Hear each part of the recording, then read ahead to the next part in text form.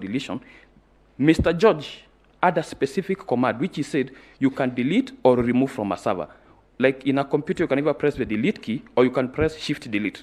So you can either delete or remove permanently from the server. That command was executed. And my lord, be it far from me to comment on this. The registrar at page 21, James, Caliph Khalifa agent wanted to know if a root user has deleted or removed any file from the server. No records of file deletion or removals were discovered. I could interpret the code where you have 72, it shows the library Docker. You have a server which has various compartments called containers. These containers connect to the server by what we call a Docker. It's just an interface for exchanging the communication. It just is up to there, it cannot find any deletion. Then they executed a graphing. Graphing is where you limit the search range. Maybe you wanted to go to the registry and ask how many matters were filed in June.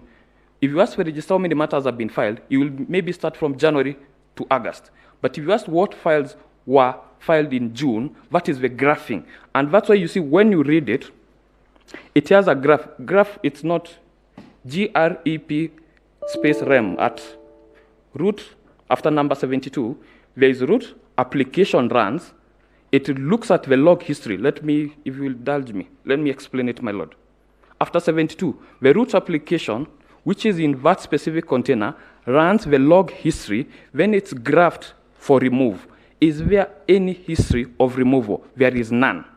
Mr. George then requests, let's check for delete. That is all we wanted to hear. If you say there's no deletion, that's it. I think we understand what the point is. And my lord, for R10, yes, I could clarify if you'll indulge me. Go ahead. If you look at the entire logs, there's what you call an IP address. There's a public IP, and there's an internal IP. The judiciary has its own Wi-Fi that it runs within the court. It has an internal network. Then there's the World Wide Web, where everything that everybody can see. All those IP addresses, compared with all the IP addresses in the entire report by the registrar, they are internal IP addresses. When Iebc was being supported, the same way if you had an issue with your laptop, you'll take to the judiciary technician. They were being supported because they purchased the software and they needed routine maintenance. And my lord, before you say this is my own assertion, I will take you back to the registrar's report, whereby they searched between August, the entire month of May to August, for any deletion, removal, there was none. Then they searched for the entire August, whether those users accessed. The answer was none. I will adopt this report in entirety. See, for maybe a few comments I would have, but that's bickering over the minute, my lord. Thank you very much. Much obliged. Thank you, CJ. My lord, just a quick one. The page you refer to as R10 appears to look very similar to this page 16 that I had provided.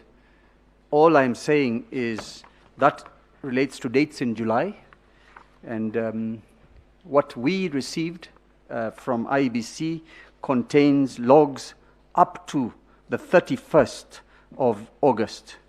But the two last entries in August 31st and 24th are attributed to Root, who we believe is one of the same gentlemen, but the one I referred to today was August 16th. So it's just a question of how long the log was. Check again on your side. And then finally, on the issue of the deletion, our position is that there was obvious deletion, and what we found there was empty, recently modified file, and certainly not a server that could hold the entire election in the Republic of Kenya. Thank you very much.